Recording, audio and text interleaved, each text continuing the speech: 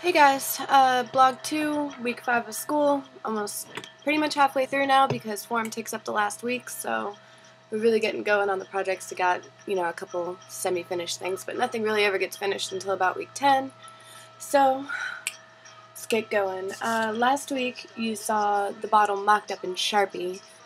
For this week, I actually stained it. It needs another layer, and a little bit's chipping off like that. That's the problem. With the fake staining, it's letting that I do these lines in gray, which I painted over in green to match my color scheme, and then you fill in with this. But sometimes the paint gets kind of bubbly like that. So here it is right now. Misola, it took me a long time to get her to approve this label because she just couldn't read it both ways. And, it's not really her. She's trying, to make it useful.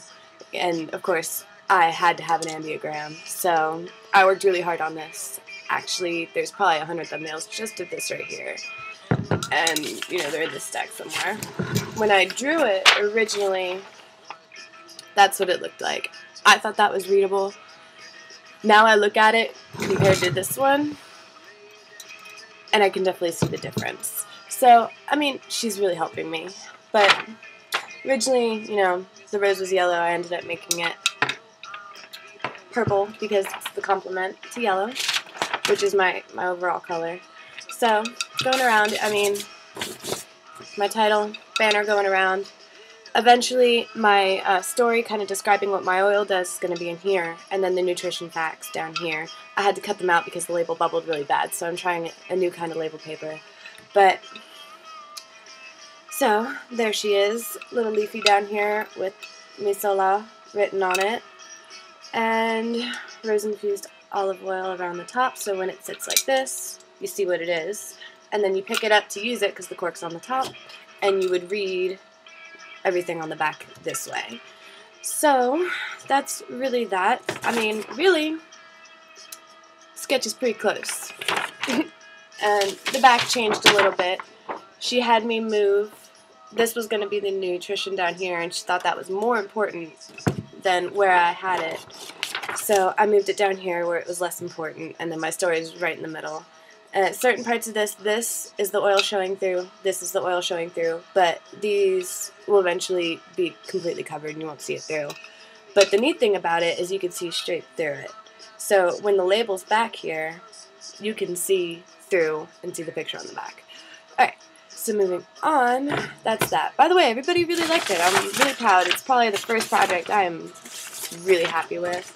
Because, with such time constraints, nothing really comes out the way it would if I had all the time in the world to do it. But I'll keep working on it, and it'll come out awesome, and that's how I feel about it. So, in that class, here's my thumbnails for the name, at least some of them. I think that was the one I ended up working with. But we moved on to another project where I got assigned Charles and Camilla, royalty, and I have to create a vacation for them. So I picked a hotel in New Zealand. Beautiful, beautiful place, by the way. Lots of movies filmed there because there's mountains, there's trees, it's beautiful nature, and they really have no predators or snakes. And it's just cool to go chill and see the pretty birds. The name of the place is Treetop, so for a while I was really fixated on trees, which was not that smart because obviously treetops, it involves trees, so I ended up moving on to kiwi birds.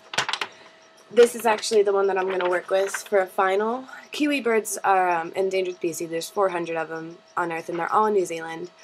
And, you think they're kind of small, but they're really about that big, big fluffy birds with long beaks. This is I stylized it in a Maori kind of style because the Maori, it's a tribe that has their spiritual home in New Zealand, very close to my hotel. They do a lot of events with them, so that's the one. But that came out of probably 150 thumbnails, kiwi bird, waterfall, supposed to be antlers, trees. I did them in ink because I felt like the logo they have now is very stiff, serifed, and it's just a picture of a mountain. And I'm like, what? It's a wildlife experience. We want it, to be organic, and so the brush strokes really made it look nice. I thought that one was cute. The little kiwi bird is the O, but the line's it's kind of weird flowing. But I have probably, it's got to be at least like 70 pages of thumbnails, but I work big, so started out in black and white and moved on to color eventually. But, so this whole stack right here, plus what I showed you, is all treetops. Here's an etching.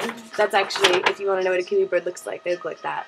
Their feet, claws, they will mess you up if you pick them up. It's actually illegal. You can get sent to jail for touching a kiwi bird because they're so rare, and it's like catching a unicorn and killing it. So, that's what's going on. Oh, here's some more pretty kiwis.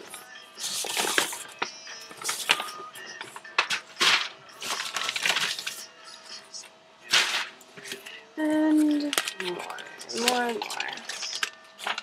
So that's how much work goes into one little logo.